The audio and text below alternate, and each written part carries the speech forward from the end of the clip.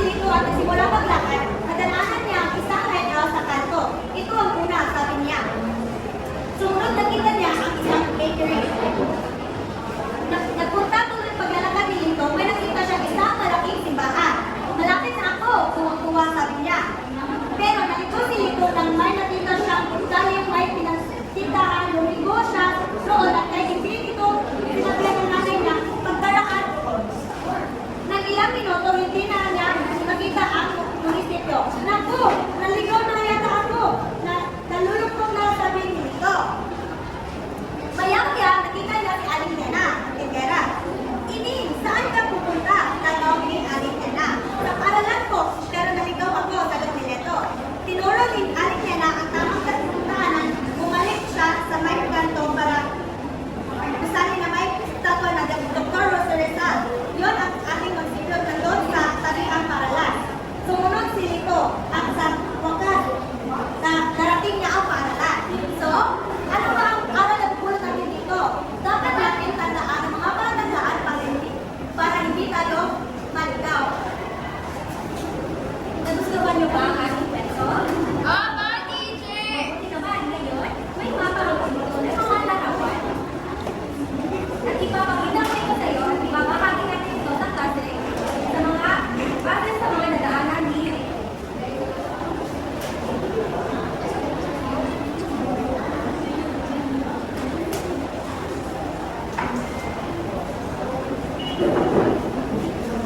kung sino man ang mabubunod sa duck race ay pumunta sa harap at idikit ang mga salita base sa mga estruktura na nasa larawan. Magsimula na ating duck race.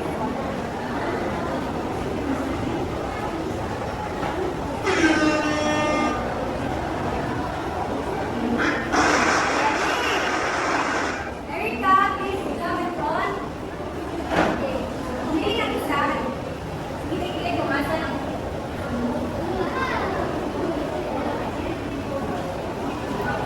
magaling. Ating tingnan ang ilang mga kasagutan kung tama ba ang kanilang sagot. Tama ba ang kanilang sagot? Opo, teacher! Ito ba ang paaralan na dinaanan ni Lito? Opo, teacher! Ito ba ang munisipyo na dinaanan ni Lito? Opo, teacher! Magaling. Ito ay lighthouse na dinaanan ni Lito. Ito ang weekend shop ni Aling Nena na dinaanan ni Lito. At dahil lahat kayo na masagot sa ating aktibidad, bigyan natin sila ng ang galing clap. Ako muna, dahil tayo sabay-sabay. 1, 2, 3, ang galing. 1, 2, 3, ang galing. 1, 2, 3, ang galing, galing. Sabay-sabay tayo. 1, 2, 3, ang galing. 1, 2, 3, ang galing. 1, 2, 3, ang galing, galing. Dahil tapos na ang ating aktibidad, may mga tanong ako na inyong sagutan. Unang tanong, nasubukan niyo bang maligaw? Ano ang ginawa niyo nung kayo ay naligaw? Umiyak kayo? Bakit nga ba mahalaga ang mga palatandaan sa ating mga dinadaanan? Anong importante ang mga palatandaan sa ating mga dinadaanan? Very good. Tinatandaan niyo ba ang mga palatandaan at istruktura kapag kayo ay pupunta sa isang lugar? Opo, teacher! Ito ba yung palatandaan pag wagi mo? Yun! Yun. Ano? Very good. Ano nga ba ang mga palatandaan na inyong nadadaanan kapag kayo ay papasok dito sa paralan? Sino ang sasagot? Kami, teacher! Yes. May puno, may palengke, may mall, simbahan.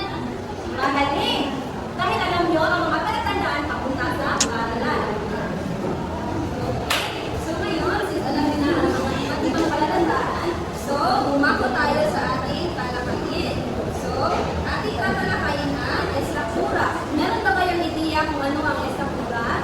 No, teacher! Okay. So, sa ating aktibidad kanina, tignan ang mga larawan. So, ano kaya yung napapansin? Mga design, teacher! Okay, very good. At ito ay ang tinatawag nating estruktura. So, ano nga ba ang estruktura? So, ito ang mga bagay at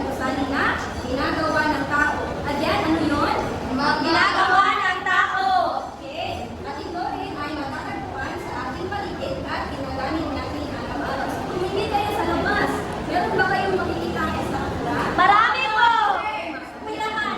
Okay, so meron iba't ibang uri ng estampura. So, merong una, bahay, simbahan, paaralan, parola, panagaliang munisipyo at sanwa.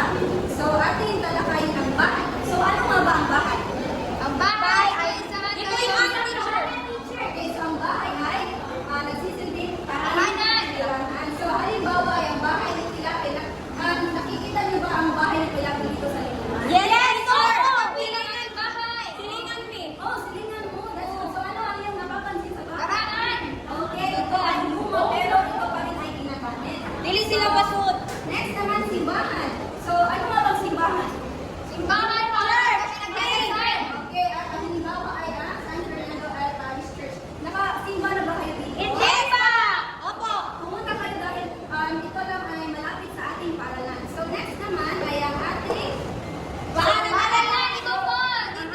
paralan is Suba Elementary School at ito pala ay isang Bawa. Dito tayo nag-aaral. So, next naman ay ang statwa. So, makikita dito sa harap ng municipal hall at halimbawa dito ang Monument of Jose Rizal. So, dito natin itinatayo bilang pagpupugay sa ating hero. So, bakit nga ba mahalaga ang estatura mga bata? Para malaman natin ang mga iba't ibang building. Okay, very good. So, mahalaga na malaman natin ang estatura dahil ito ay nagsisilbing gabay o palatandaan para hindi tayo Mas aligaw! So ikaw, Charisse, sa inyong tirahan, papuntang paaralan, ano ang iyong makikita? May puno po, teacher. O, puno. Ang puno ba isang estatura? Hindi po! Ano nga ba ang estatura? Gawa ng tao! Okay, ang estatura ay gawa ng tao at ito ay nagsisilbing gabay upang Hindi maligaw. So, may access sa pustahan sa ating talakayan. Magkakaroon muna tayo na isang maikling laro. Gusto niyo ba ng laro? Okay, mga bata, handa na ba kayo sa ating laro ngayon? Opo! Okay, so bago tayo umpisa ka ng ating laro, igugrupo mo muna kayo ng dalawang angkat. So, dito ang pagkatuan at dito ang angkat, pangalawa. Nakaintindihan ba tayo mga bata? Yes, teacher! Okay. So ngayon, magpili kayo ni teacher. So, ang ating laro ay hanapin mo ang tamang daan. Yan ang ating, kahit ng ating laro, hanapin mo ang tamang daan. So, ato na pangita ko ng saktong na daan. So, kasi dapat natin mga bata. Yes, teacher! Okay. So, si teacher na ay dama ma. Kaya ikaw ba sa ama? Yes! Okay. So, mao ni ang ama. So, at ano na ba? Ikaw ni teacher sa? Sa? House. Okay. So, mga bata, please stand up. Kasama ang iyong mga grupo. At pumunta sa harapan kasama ang iyong mga grupo. Okay, Okay, teacher. so dito ang group 1 at group 2. Okay, so, ngayon, sasabihin ay, ngayon, kayo si Lito. At si Lito ay gusto pumunta sa paaralan. Pero marami pa siya mga struktura na dadaanan. Okay, so ngayon, for example, si Lito ay gusto pumunta sa mall. Ano kaya ang pinagdaanan ni Lito? Si Lito ay dito pa sa kanyang bahay. Ngayon, pumunta si Lito sa mall. So, una, kanyang dadaanan ay Simbahan! Parola! Misha! At ngayon, mall! At ngayon, punta na siya sa mall. At ngayon mga bata, ito si Lito. At gusto na, at ngayon, makinig kayo ni teacher kung ano ang kanyang sasabihin. Naintindihan na tayo? Yes, teacher! Okay, ngayon si Lito ay sa kanyang bahay at gusto niya pumunta sa paaralan. Ano kaya ang mag-istructura ng kanyang kaladaanan? Okay, so, makinig kayo sa sabihin ni teacher. Una, sa bahay kasi, Lito!